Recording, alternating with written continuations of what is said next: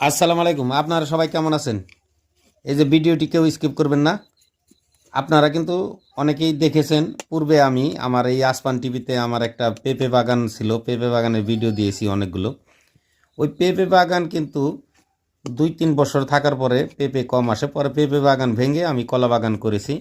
এই কলা বাগানে কিন্তু এই কলা গাছে কিন্তু 2-3টা কলার ছড়িয়ে আসছে।